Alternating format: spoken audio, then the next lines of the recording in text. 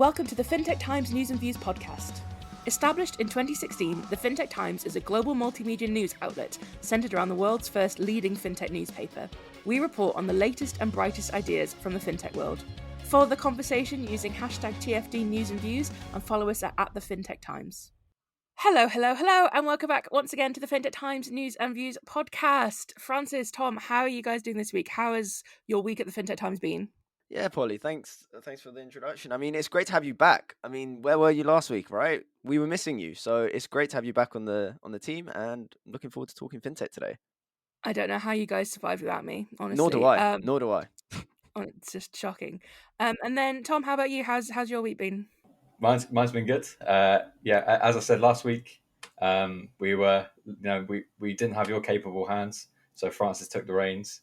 But I think he did a pretty good job last week. But it's nice to be back with a professional. I'm sure Francis did absolutely fine, but I'm back now, so we don't have to worry.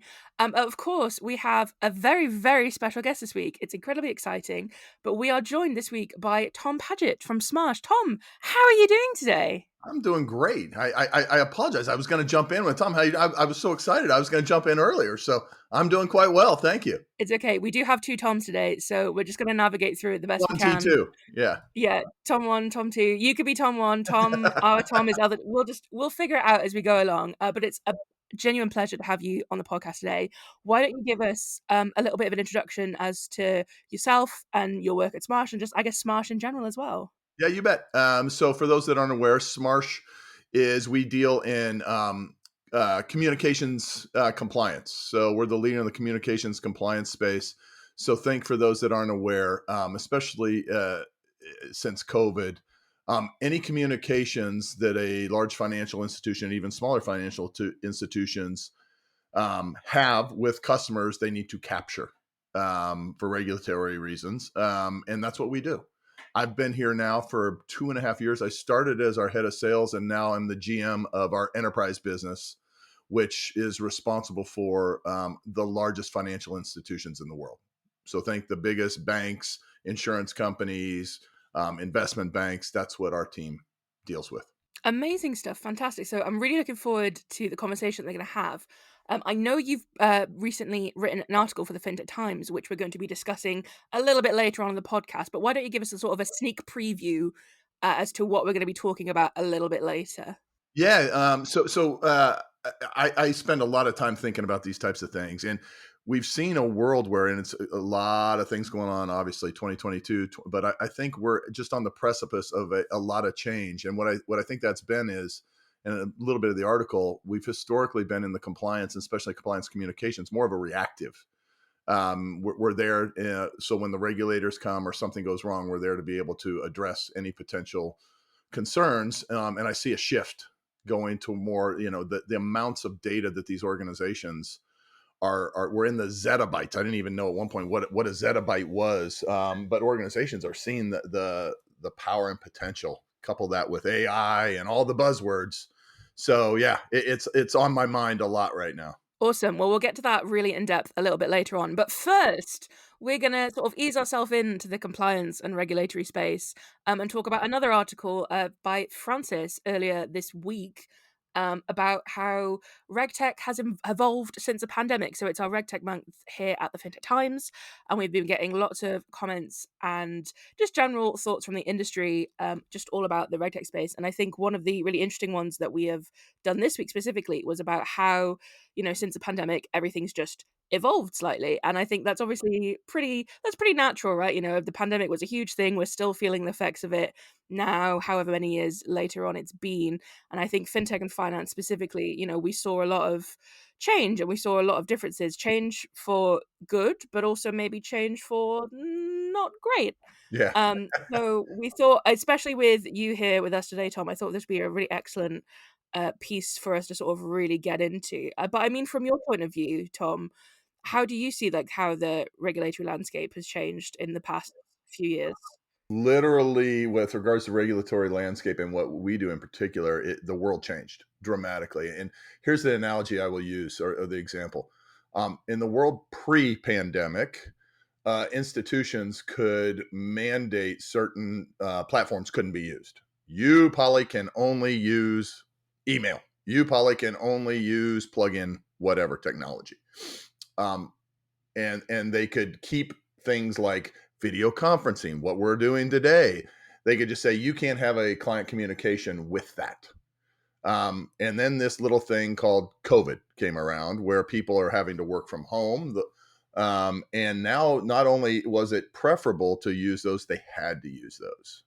So what used to be, and we saw a huge crush in any number of ways with regards to the amounts of data that were needing to be captured and consumed. And there was a wondering at the time, I still remember, would the regulators back off because of this?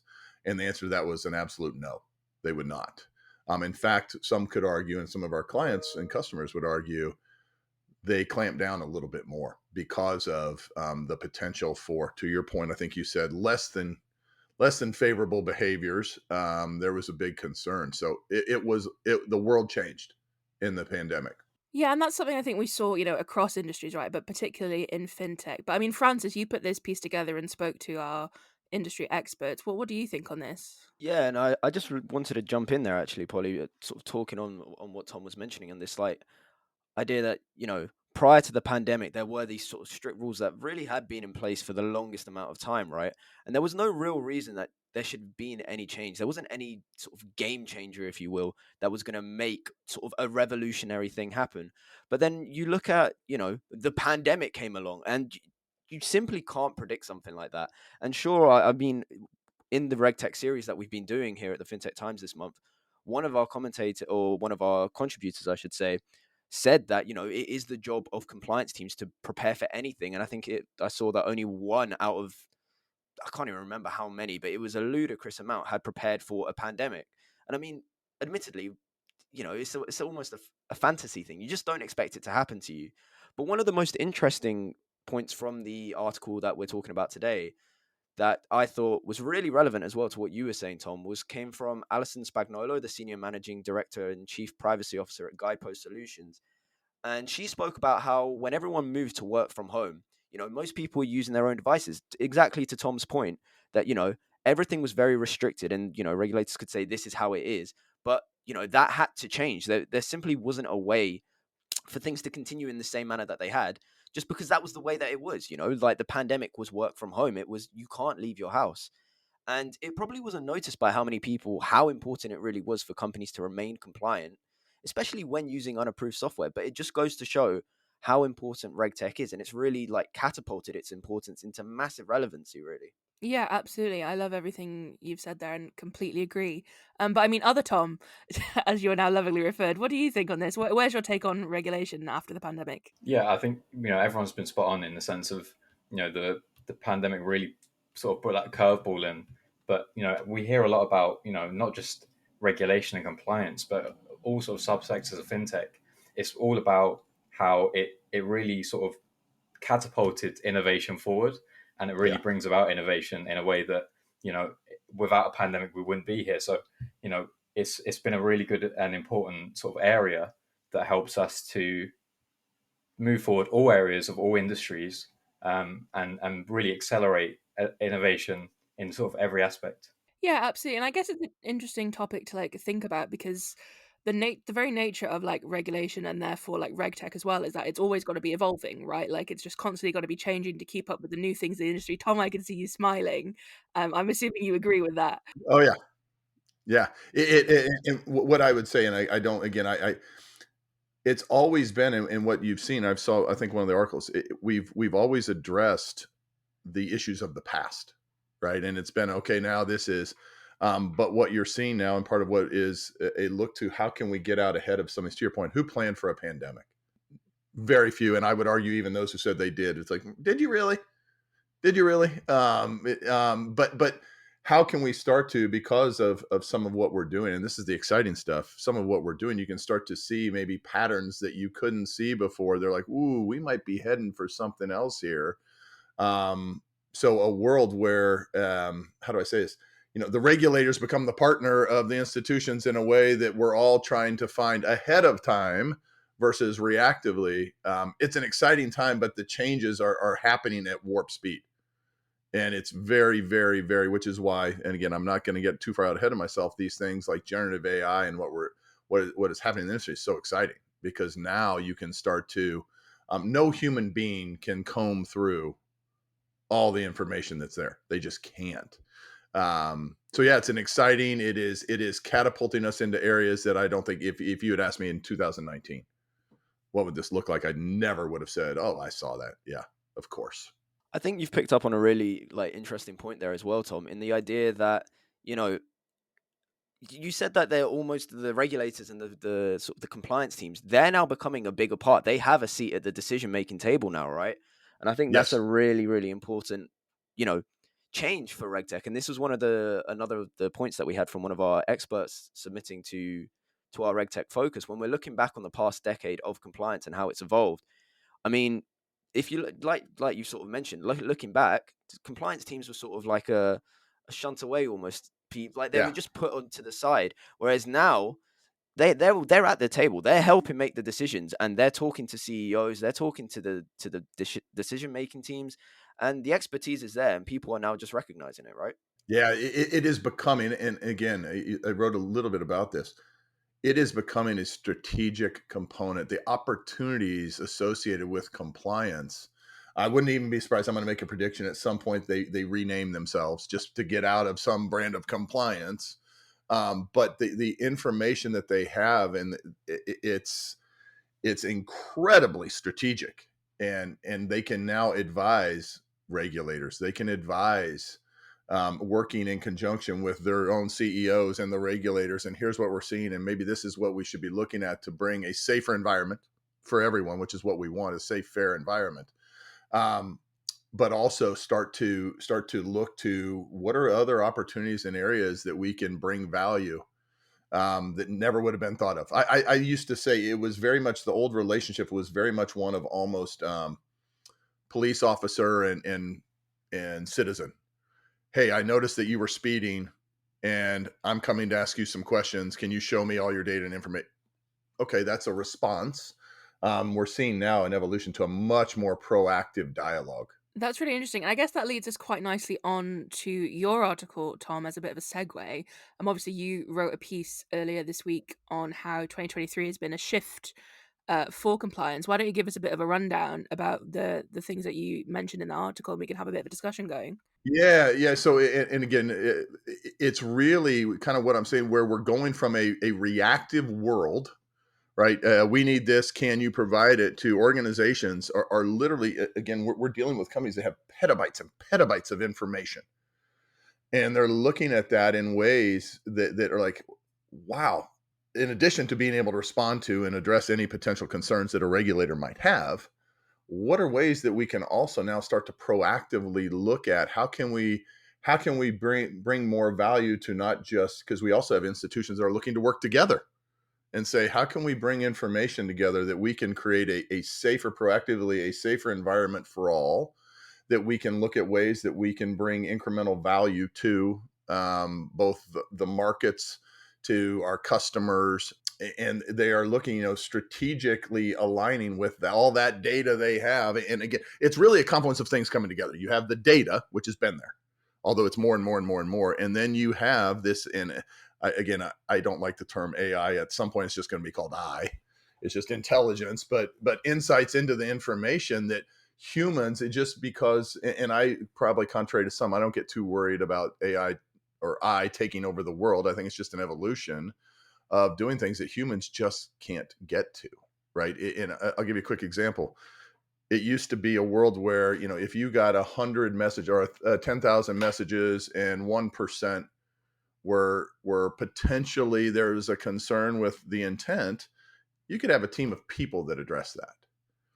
Now, when there are millions of messages a day, no human being can go through that. No human being can discern what every potential bad actor or opportunity there is. They can't do it.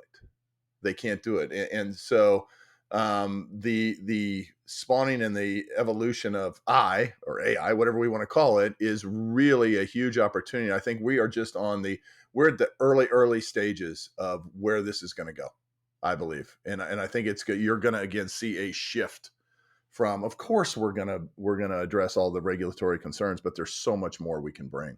And I think definitely everything you've been saying about AI and everything about in your article about AI is very topical at the moment, right? Obviously, Yeah. we're seeing a lot of news about like My ChatGPT mom and asked me about Chat GPT. I'm like, okay, mom, that might not be where that, you want to go. Yeah. that's how you know it's hit the Yeah. mainstream Yeah. when your parents start asking you about things. That's how you could always tell. Yeah. But I mean, obviously, but AI is also kind of like a tricky thing, right? Because like you say, not many people like maybe understand it wholly, but then also it brings its own regulatory concerns, right? Like not every bank is going to be using it. Absolutely. And we're seeing some institutions that are saying, no, you just, so the answer, and especially because it is such a regulated space that we deal with, right? Some have said, no, we're not going to embrace this at all until this becomes more mature, which Yeah. and then we have those that are on the cutting edge of course, we're going to embrace this and we're going to be all over it. And we're going to create our own chatbots and, and there's a wide spectrum. What I would say is this: we have, as humans, been using AI for a long time now. Long time meaning 5-10 years. I say, Google Maps. You don't say I'm going to my AI maps now. It's just you go to Google Maps and you see where do we want to go. And I see an evolution in the financial markets as well to that, where it's just part of what we do. I think it is going to be hugely disruptive to a few areas. And then you throw in all this compliance and the regulatory data that's there. I think it's going to be an incredibly interesting dynamic. And I think we are just at the beginning. That's very exciting. Well, I mean, other Tom, what do you think on AI and everything in the article? What are your thoughts here? Yeah, I mean, the explosion of AI, particularly in the last like 6 or 7 months on a global scale, it really looks like it can significantly impact the regulatory and compliance landscapes. But also within that, the growth of the likes of like synthetic data can like ease the worries about utilizing certain data points, and you don't need to be worried about privacy issues when you're using like the synthetic data. Yeah, so something I was really surprised about as well in your article was about how some banking institutions have been banning AI chatbots due to regulatory concerns. And that sort of reminded me of an article at the back end of last year, where some of the big players like Morgan Stanley, Barclays, Bank of America all received like multi-million-dollar fines because they weren't monitoring employee communications on the likes of like WhatsApp. And you can see why there is such a worry in a new space that's seeing so much innovation and that's moving forward so quickly. I can see why there would be a worry in almost that aspect of not wanting to jump into it when they're waiting for regulation to really catch up and cover that comprehensively. Yeah, so I will share you. You're spot on. Hundreds of millions of dollars in fines, to your point, and that's a great example. The one you bring up, where organizations maybe they being the regulators won't be as strict with regards to some of these newer channels that come out. Today it's WhatsApp and WeChat. Tomorrow it's something else. And the answer was they absolutely were. And so the technologies need to be able to keep up so that those can be monitored and in a way that, again, it's just more and more and more information. Here's the analogy I'd use, because I looked through some of your other articles too I've read. I would almost liken it to, and you guys remember this little thing called cloud, right? Where I remember when I first started dealing with financial institutions, there is no way we will ever put our data and information in the cloud until, and this is the ability there is so much data and information that no individual institution can manage it. The cost becomes prohibitive. So now when we're talking to customers, of course, we're going to be in the cloud. That's the only place we'll go, right? So that pivot. So to your point, I see some of these, there's an initial, especially again in the space we're in, no, we're not going to do anything right now. We're going to wait. But over time, it's going to be, you have to keep up. You just will not be able to.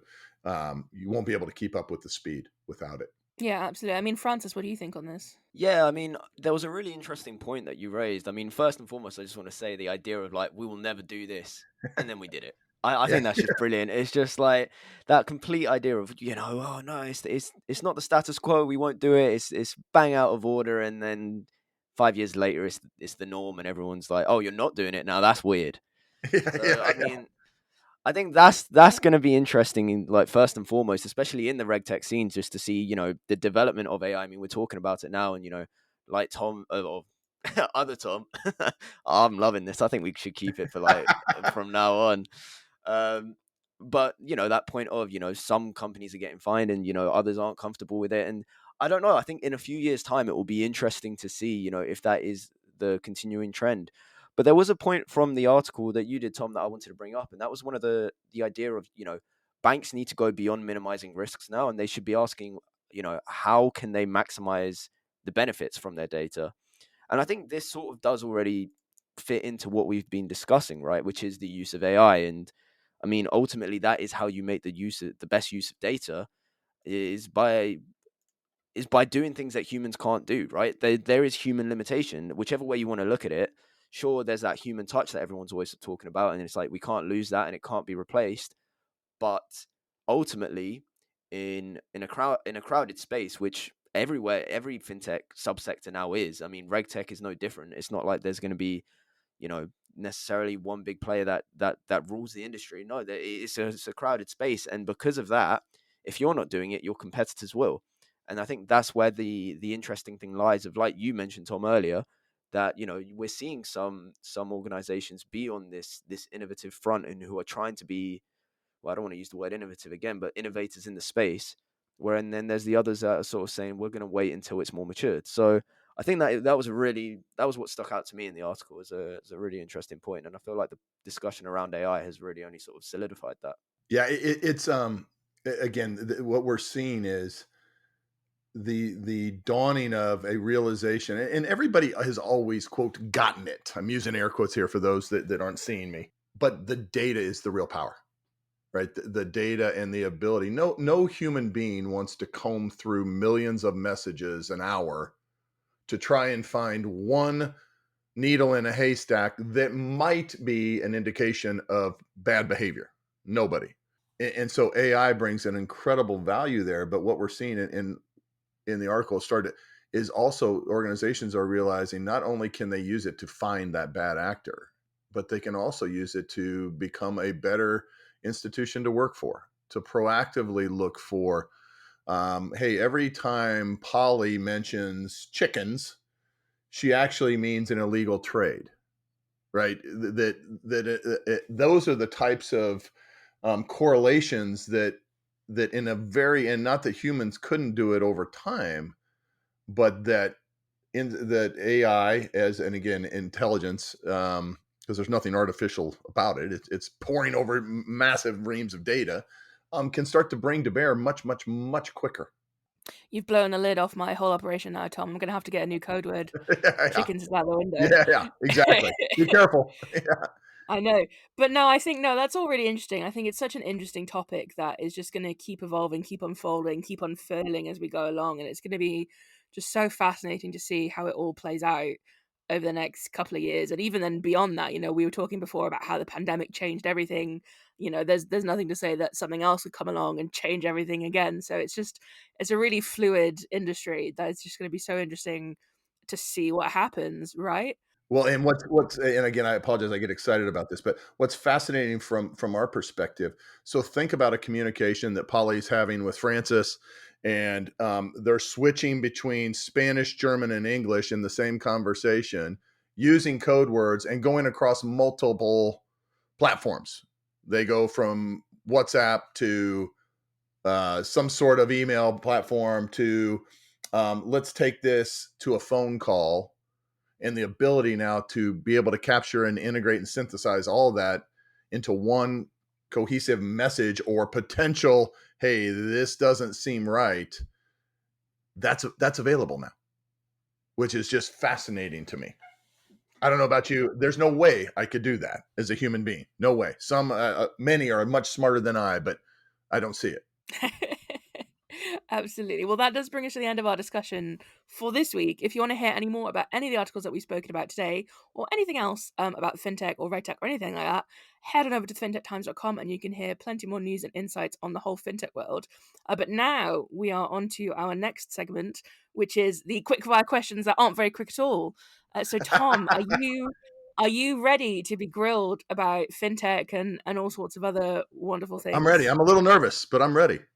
I'm ready. You should be. These are some corkers of the questions. But I mean, guys, are you ready to ask the questions? I was just about to say the opposite. I was going to be like all encouraging, like you got this in the bag, like, and then there's you here, Polly, being like, yeah, you best be scared. Yeah, you got, what can I say? They're not tough at all. They are very easy questions. But cool. I mean, Tom, if you're ready to be grilled, I think let's take it away, guys. Yep. Awesome. All right, well, I'll get the ball rolling. So, what's been your favorite Smarsh product release? Ooh, that's like and I have 3 children. That's like asking which child I like better.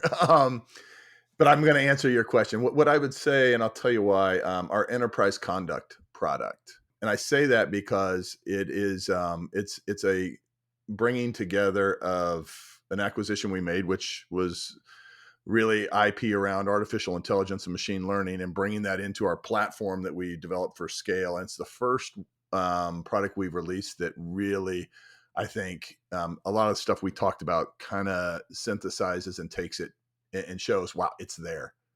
So don't tell my other products I said that, but. And the next question is, which is your favorite child? No, I'm kidding. That is one I will not answer. Yeah, so I'll kick us off with the next one. Moving away from Smarsh quickly, what fintech products do you use in your everyday life, day to day? Ooh, so I am a tech junkie. So gosh, if I think about it, every financial institution I utilize their app. But I also utilize, any of the transfer payment. I use 3 different ones of that. I utilize fintech trading platforms. I'm if you ever want to know a trade to make, just take what I did and do the opposite. I utilize an app that allows for crowdsourcing of real estate, corporate real estate, which no individual could ever get access to. I utilize, I have a couple of apps that help me integrate and see all my bills and liabilities across. I have one for digital currency. So yeah, I'm pretty, I pretty much, my wife's like, Tom, I'm a walking billboard for fintech. You just have every single one. I love that. Yeah. Like, who'd have thought you could have every fintech ever? But you've done it. Yeah, I try. I can just imagine your phone, just pages and pages. I actually have my own little group of fintech apps that I can go into. Love that. I love that. So moving slightly, still relevant, but slightly more away. If you weren't working as you are now in the fintech industry, what job or industry would you like to work in? Ooh, that's a tough one. Because I love what I do, and I've been in tech for a long time, and I've been off and on in fintech for some time. I would probably get out of tech. So if you would say something that I would do that I am not skilled at right now, but I think it would be fascinating, is I would love to work on a ranch and out in the Western United States and raise cattle. And I'd probably be horrible at it, but it sounds very, very romantic and appealing to me. You'd have your cows, so that's all that matters. Exactly. And they don't talk back. No. You'd have to go full garb as well and get the hat, Yeah. right? Like, Yeah. Yeah, if you're gonna do it, you got to commit to the bit, right? Sounds like my housemate who's always saying, "Oh, I'm just gonna go to like Alaska and be a lumberjack or something like that." There you That's go. what the vibes I'm getting. Yeah. So the next question is, what are the 3 best words to describe what compliance means to financial institutions, in your opinion? Wow. Safety would be 1. Necessary would be 2. The third would be opportunity. I like that. I think that, we don't always hear opportunity associated with it, but I think that's a nice little optimistic way to look at compliance when everyone's always a bit, or not always, but sometimes a little bit doom and gloom on it. Yeah. Yeah. No, I think it's huge opportunity. That's one I would think I look at right now as the most relevant. Yeah. So next question. Other than Regtech, what's an area in fintech that you've seen that's undergoing immense change? Ooh. So here's where I will give my. I think you are going to look at a couple areas that are going to be transformed, and I'm really interested to watch wealth management. I think because with the real and the big, I think generative AI is going to make it. I'm interested to see the dynamic between historical wealth management and retail investing. because with generative AI, the ability of, quote, professionals to do some of the work, I think it's going to be difficult for them to differentiate themselves. The other one, which I'm interested in watching, and I, by the way, I have relatives in that space, so I'm like, hey, you might be careful. The other is alternative investing. So the big hedge funds, the ability to get alpha, I think it's going to get harder and harder and harder. And actually, what I think you're going to see, and this is probably something that a lot don't, so especially the quant alternative investing, I think the algorithms are going to get so good that the ability to get alpha. So I think it's actually in that space, it's going to pivot back more to the human dynamic. What can humans bring over and above, because everybody has the same level of algorithms. So I think that's going to be very, very interesting to watch. That's really interesting, and I'm right there with you with the interesting spaces for sure. That's going to I be think it's going to be difficult to what has historically been a space where, we're the experts, we know, we understand. I don't know if you guys know, there apparently is even a stock picking chat bot or algorithm on Twitter now, where they're going to be watching to see. So I think it's going to be, and again, the thing with AI and generative AI is it's always getting better. So it just builds upon itself and builds upon itself and builds upon itself. I think it's going to be really, really hard for those industries to differentiate. absolutely. I mean, this question kind of follows on very slightly, but what's a business trend this year that's caught your attention as we've gone along? So this gets into my broader. So what I will say is globalization, and what I think, and I've done some research and I've listened to a few speakers, and some have hypothesized the world is going away from globalization and more to a historical world of localized economies. I think that's going to be very interesting to watch and see. And I think you're going to have, I see it. I will say this, it's logical to me and the reasons why. And it's going to create an incredibly interesting dynamic that I don't think we've seen probably for 75 years or more.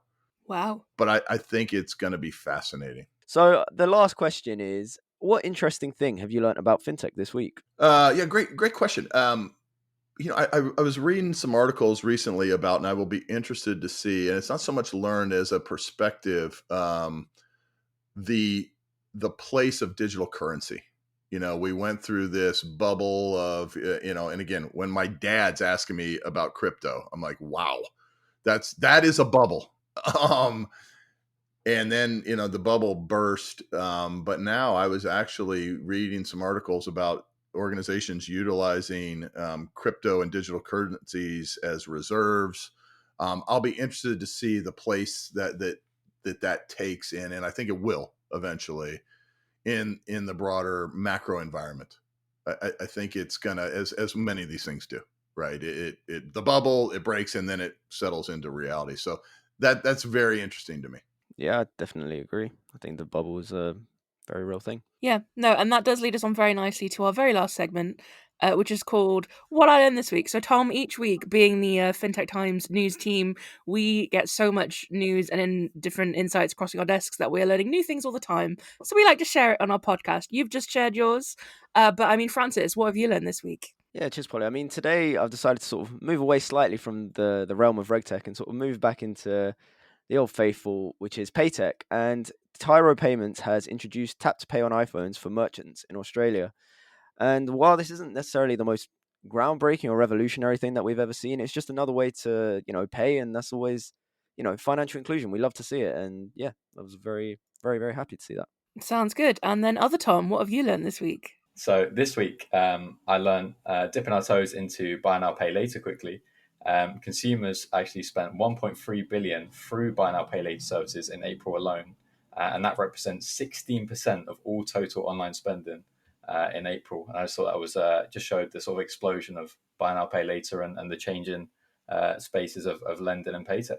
Great stuff. And then just quickly, what I learned this week is that there is a 49% difference between the male and female average pension in the UK, which again, I think I already knew that, but to see it written down, not great. But anyway, we'll move away from that. That does bring us to the end of our podcast. And Tom, it has been an absolute pleasure to have you here chatting away. I feel like, I've learned a lot. I don't know about Francis and other Tom, but I feel like we've had a really interesting discussion today. So thank you so much for joining us. Polly, Francis, Tom too.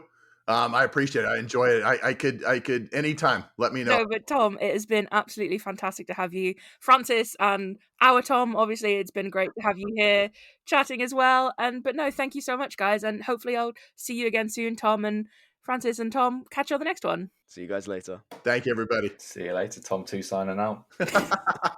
Thanks for listening to the Fintech Times News and Views podcast. Don't miss next week's episode and continue the conversation using #TFT News and Views and follow us at the Fintech Times.